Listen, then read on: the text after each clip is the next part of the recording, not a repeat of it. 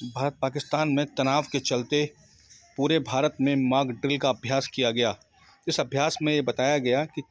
आपातकाल में क्या करें और क्या न करें, आग लगने पर क्या करें, कैसे बचाव करें और घायल व्यक्तियों को किस तरीके से अस्पताल तक पहुंचाएं।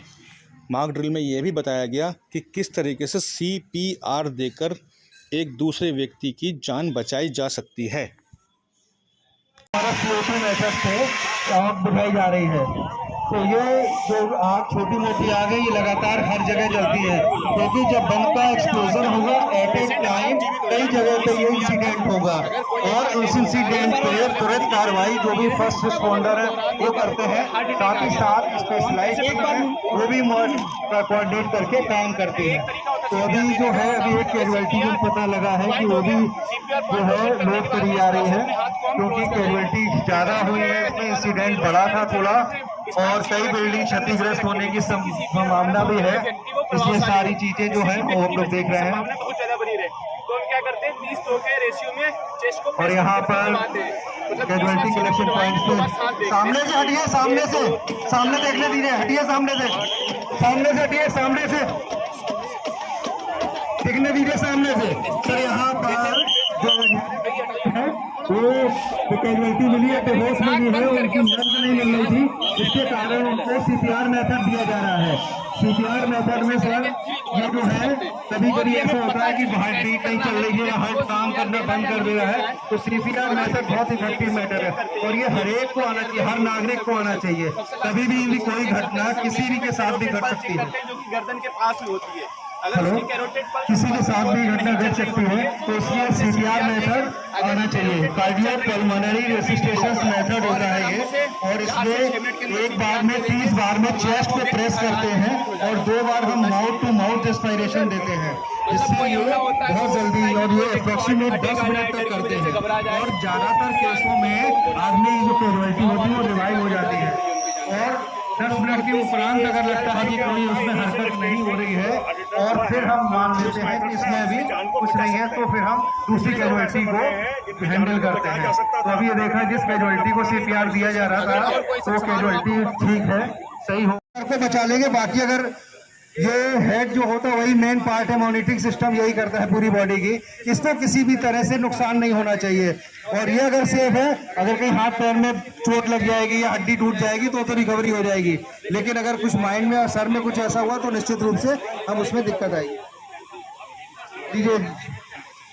से प्रिपेयरनेस से और तुरंत कार्रवाई से उसको मिनिमाइज कर सकते हैं। उस क्रम में ये देखिए तो छोटे मोटे UXV बम्स थे जो अनएक्सप्लोडेड थे, जो मतलब अभी फटे नहीं है, छोटे मोटे, तो हो सकता है फटने की आशंका हो, तो उनको सैंड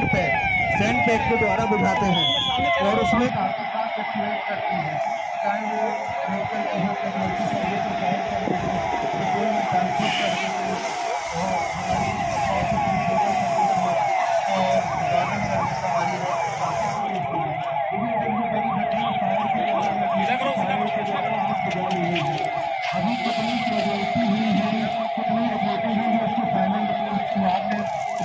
आज की जो मॉक ड्रिल सिविल डिफेंस के द्वारा और साथ में SDRF और विभिन्न यूनिट के द्वारा दी गई, ये सारा सब कुछ आपने देखा और इसका उद्देश्य आपको सेंसिटाइज करना और जो डूज एंड डोंट्स है इस प्रकार की चैलेंजिंग सिचुएशन में उनको अपने अंदर इंटरलाइज करना भी है। ये आज सभी मीडिया बंधु भी यहाँ पर हैं, तो मेरा आपसे भी निवेदन रहेगा कि आप भी अपने चैनल्स के माध्यम से, मीडिया के माध्यम से सभी जनपदवासियों तक ये सारी की सारी जो प्रोटोकॉल है, ये जो डूज एंड डोंट्स हैं उनको हर नागरिक तक पहुँचाएँ, ताकि ज़्यादा से ज़्यादा लोगों को इस संबंध में पता चल सके कि किस प्रकार से साइलेंट होने के बाद में क्या क्या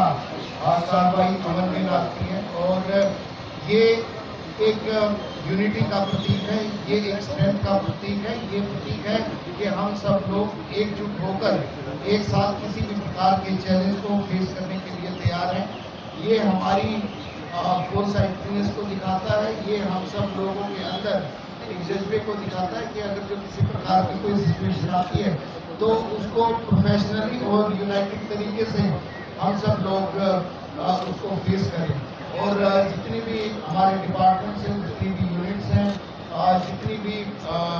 ग्राउंड पे फॉर्मेशन हैं, वो सारी की सारी इन प्रोटोकॉल्स का इन प्रोटोकॉल्स को फॉलो करते हुए अपनी अपनी जिम्मेदारियों का निर्वहन करें। चाहे उसमें सिविल डिफेंस है, चाहे उसमें फायर सर्विसेज है, चाहे उसमें मेडिकल इमरजेंसी है, चाहे उसमें यूपी 112 है, चाहे उसमें ट्रैफिक है। तो जो पूरा एंटायर सिस्टम है वो एक दूसरे से जुड़ी हुई सारी चीज़ें हैं। अगर जिस प्रकार की कोई प्रॉब्लम होगी तो उसमें फिर ट्रैफिक का भी एक इशू रहेगा, उसमें कम्युनिकेशन का भी एक इशू रहेगा। और इस संबंध में पूर्व में जिला स्तरीय सभी विभागों के साथ में, सभी जिला स्तरीय अधिकारियों के साथ में मीटिंग भी हो चुकी है। तो हमारा जो अब उद्देश्य होना चाहिए वो एक दूसरे के साथ कोऑर्डिनेशन, कम्युनिकेशन और इफेक्टिवली कितना ज़्यादा से ज़्यादा इन चीज़ों का हम प्रचार प्रसार एक डाउन द लाइन हर नागरिक तक कर सके, ताकि हर कोई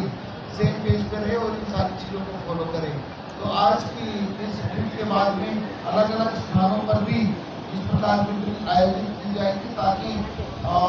ज़्यादा से ज़्यादा लोग इस चीज़ को लेकर सेंसिटाइज रहें और उनको डूज और डोंट्स का पता चल सके। इसके अलावा जैसे कि साहब ने बताया कि ब्लैकआउट्स और जो दूसरे प्रोसीजर्स है उनको भी कैरी आउट करा जाएगा। मैं आशा करता हूँ कि सभी नागरिक इसमें प्रशासनिक तौर पर हम सब लोगों का पूरी तरह से जैसे कि पूर्व में सहयोग किया, इस प्रकार से अपना सहयोग करेंगे। धन्यवाद। गाइडेंस के अनुरूप जो इंस्ट्रक्शन हम लोगों को प्राप्त हुए थे और 7 तारीख को जो हमारे नॉन डिफेंस फोर्स मल्टीप्लायर जो जिले में उपलब्ध रहते हैं, जैसे सिविल डिफेंस हो गए, एनसीसी, एनएसएस, नेहरू युवा केंद्र और हमारे डिजास्टर के जो स्पेशलाइज्ड हमारे से एसडीआरएफ, एनडीआरएफ, उन सबको निर्देश प्राप्त हुआ था कि हमें जो वॉर लाइक सिचुएशन में जो सर्वाइवल टेक्निक्स होते हैं उसमें सबसे पहले हमें जो हमारे सिविल डिफेंस और एनसीसी, एनएसएस के जो वॉलंटियर्स हैं उन सबको ट्रेन करना है और उसके बाद ही इनके द्वारा जो आम पब्लिक है वहाँ तक इस सर्वाइवल टेक्निक को लेके जाना है। तो उसी के परिप्रेक्ष्य में आज हम लोगों ने एक मॉक ड्रिल का आयोजन यहाँ पे पुलिस लाइन में किया, जहाँ आप सभी लोगों ने देखा कि लगभग 45 मिनट चले इस मॉक ड्रिल में किस प्रकार से जो सायरन अगर कोई एयर रेड होती है या अगर कोई एयर स्ट्राइक होती है तो किस प्रकार से सायरन बजता है उसके बारे में बताया गया। और जब इस प्रकार का सायरन जब बजता है तो किस प्रकार से आप लोगों को सुरक्षित स्थान पे खोज के अपनी जगह बना के अपने आप को बचाना चाहिए, वो सारे टेक्निक्स हमने सीखे। बेसिक अगर आग लग जाए तो उसको कैसे डील करना है वो हमने देखा समझा। उसके अलावा अगर नॉर्मली ऐसी सिचुएशन में अगर बिल्डिंग कोलैप्स होता है तो शार्पनर्स लोगों के अंदर या जो मतलब कोई शार्प ऑब्जेक्ट होता है वो शरीर के अंदर जब प्रवेश कर जाता है तो बहुत सारे लोग जैसा कि एसडीआरएफ वाले बार बार कह रहे थे उसको निकाल देते हैं, जिससे कैजुअलिटी होने की और संभावना बढ़ जाती है। तो उसको कैसे डील करना है वो हमने सीखा और किस प्रकार से हमारी मेडिकल टीम को रिस्पॉन्ड करना है वो भी हम लोगों ने यहाँ पे पूरा आज डेमोन्स्ट्रेशन में देखा। इस डेमोन्स्ट्रेशन को जो आज हम लोगों ने यहाँ पे किया, मैं हमारे मीडिया बंधुओं का भी धन्यवाद करना चाहूँगा। आप लोगों ने भी इसको कवरेज आपके माध्यम से पहुँचे, इसके लिए आपका बहुत बहुत धन्यवाद। आज हम लोग इसके स्कूलों में भी था, इसको बहुत सारे अस्पतालों में भी करेंगे, इसके साथ ही साथ बहुत सारे हम लोग धीरे धीरे गांव और वार्डों में भी करेंगे, जिससे कि एक बेसिक जो सर्वाइवल टेक्निक होता है उसमें हमारी पब्लिक एट लार्ज वो उसमें तैयार रहे। जैसा कि हम जानते हैं कि विश्व के बहुत सारे ऐसे देश हैं जहाँ पे कंपलसरी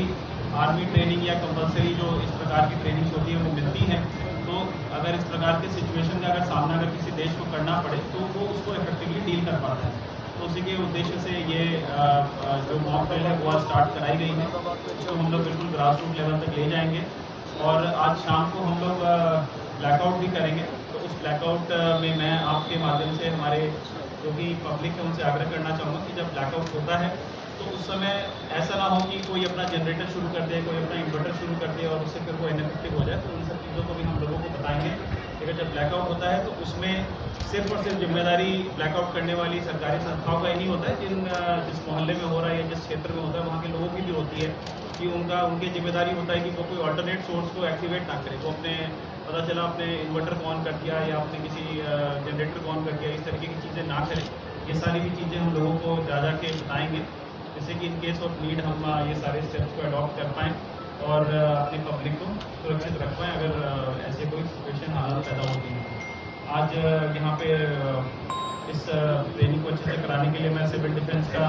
धन्यवाद करना चाहूँगा। यहाँ पे हमारे SDRF के लोग यहाँ पे बहुत ही शॉर्ट नोटिस पे आए हैं, मैं उनका भी धन्यवाद करना चाहूँगा। हमारे फायर सर्विसेज के लोग यहाँ पे उपस्थित हुए, जेल से उपस्थित हुए, NCC के हमारे बच्चे आए हैं, मैं सभी का धन्यवाद करना चाहूँगा और आपसे अपेक्षा करूँगा कि आप इस ट्रेनिंग को और क्लासरूम लेवल पर लीजिए। Thank you.